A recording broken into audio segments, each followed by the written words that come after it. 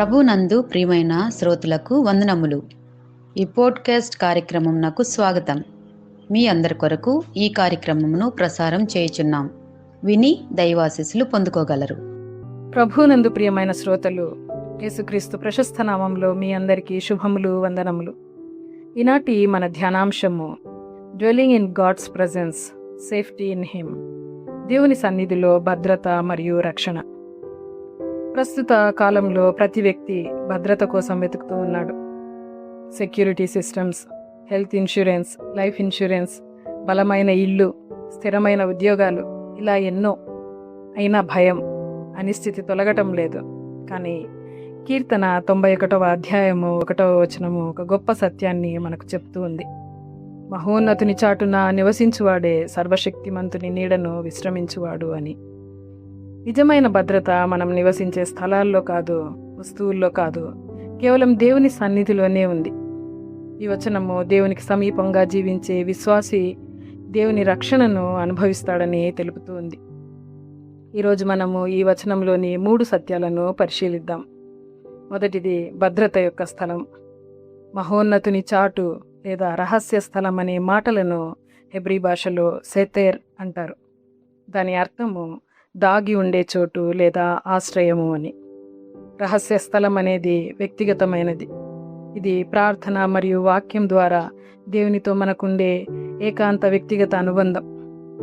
నివసించటం అనే పదము హెబ్రీ భాషలో యషబ్ అంటారు. దాని అర్థము అక్కడే ఉండిపోవటము లేదా కాపురం ఉండటము అని. ఇది నిరంతరమైనది. మనలో చాలామంది కష్టాలు వచ్చినప్పుడు మాత్రమే దేవుణ్ణి దర్శిస్తాము, కానీ అక్కడే స్థిరపడిపోము. భద్రత అనేది ఏదో ఒకసారి దర్శిస్తే కాదు, కానీ నిరంతరము ఆయనతో కలిసి ఉండటంలోనే ఉంటుంది. యోహాను సువార్త 15వ అధ్యాయము 4వ వచనంలో యేసుక్రీస్తు ప్రభుల వారు అంటూ ఉన్నారు, నా యందు నిలిచియుండుడి, అప్పుడు మీ యందు నేనును నిలిచియుందును అని. దేవుని సన్నిధి విశ్వాసి యొక్క ఆత్మీయ గృహం.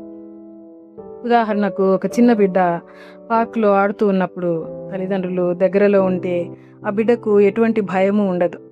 వారు కనిపించకపోతే వెంటనే భయపడిపోతాడు. ఆ బిడ్డకు భద్రత పార్కులో కాదు, తల్లిదండ్రుల సమీపంలో ఉంది. మన భద్రత కూడా పరిస్థితులలో కాదు, దేవుని సన్నిధిలో ఉంది అని మనం గ్రహించే వరంగా ఉండాలి. రెండవది రక్షణ యొక్క వాగ్దానం. సర్వశక్తిమంతుని నీడ. ఆయన చాటున నివసించేవారు సర్వశక్తిమంతుని నీడను విశ్రమిస్తారు అని వాక్యం వాగ్దానం చేస్తుంది.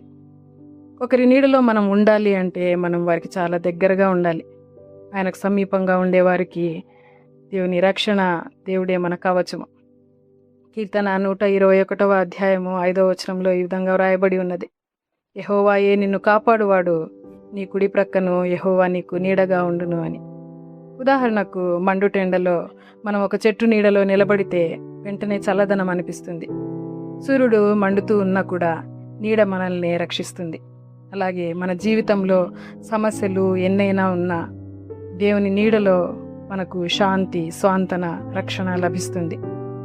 మూడవది మనకు భద్రతనిచ్చు వ్యక్తి. ఈ వచనంలో దేవునికి 2 మహిమకరమైన నామాలు రాయబడి ఉన్నాయి. మొదటిది మహోన్నతుడు, ఎల్ ఎలోన్, ప్రతి సమస్యకు పైన ఉన్నవాడు అని అర్థం.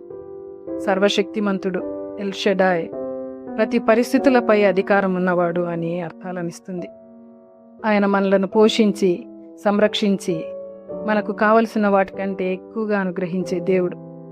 సామెతల గ్రంథము 18వ అధ్యాయము 10వ వచనంలో ఈ విధంగా వ్రాయబడి ఉన్నది, యెహోవా నామము బలమైన దుర్గము, నీతిమంతుడు అందులోకి పరిగెత్తి సురక్షితంగా ఉండును అని.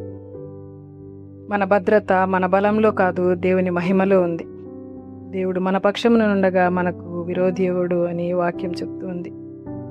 ఒక తల్లి పక్షిని, దాని పిల్లలను గమనించినప్పుడు, ఏదైనా ప్రమాదం వచ్చినప్పుడు ఆ పిల్లలు రాతి గూళ్ళ కొరకు వెతకవు. అవి నేరుగా తల్లి రెక్కల కిందకి వెళ్ళిపోతాయి. ఆ నీడ వెచ్చదనాన్ని, భద్రతను ఇస్తుంది. శత్రువు ఆ నీడను చూడగలడు, కానీ రెక్కల చాటును దాగి ఉన్న ప్రాణాన్ని తాకలేడు.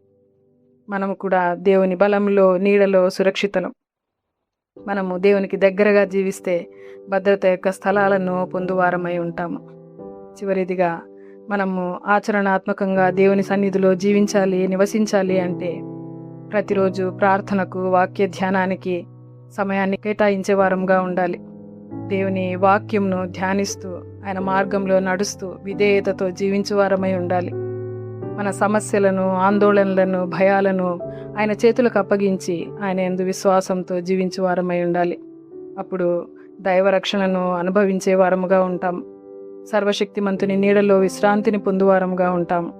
మనము దేవునిని సందర్శించే వారంగా కాకుండా ఆయనలో నివసించే వారంగా ఉందాం. ప్రార్థన. ప్రియ పరలోకపు తండ్రి, ప్రతిరోజు నీ సన్నిధిలో నివసించుటకు మాకు సహాయం చేయము. మీ రక్షణలో విశ్రాంతి పొందుటకు మాకు కృప చూపుము. మీ నీడలో మాకు శాంతి సమాధానములను కలుగజేయమని యేసునామంలో ప్రార్థిస్తున్నాము. ఆమేన్. ఈ కార్యక్రమమును గూర్చి మీ సలహాలు మరియు మీ ప్రార్థనా అవసరతల కొరకు మమ్మను సంప్రదించవలసిన మా ఫోన్ నంబర్ 9448508503 మరియు ఈమెయిల్ ఐడి info@fibaonline.org. మా ఫోన్ నంబర్ మరొకసారి 9480585039. Email ID info@fibaonline.org.